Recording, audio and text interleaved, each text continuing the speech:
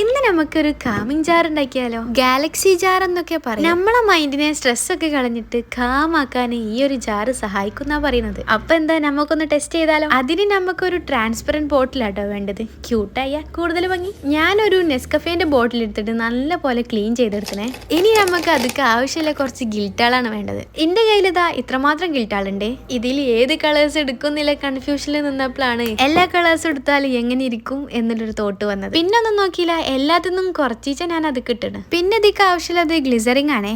അത് കിട്ടാത്തതുകൊണ്ട് ഞാൻ ഓയിലിൽ അഡ്ജസ്റ്റ് ചെയ്തു. എന്ത് ചെയ്തിട്ടും ഒരു മെന കിട്ടണില്ല. അപ്പൊ ഞാൻ വീണ്ടും ഗിൽറ്റ് ആഡ് ആക്കി. ഇപ്പോ ഏകദേശമൊക്കെ സെറ്റ് ആയ പോലെ ഉണ്ടല്ലേ? സെറ്റ് ആവേണ്ടതാണ്. ഇനി നമുക്കൊന്ന് ടെസ്റ്റ് ചെയ്യാം.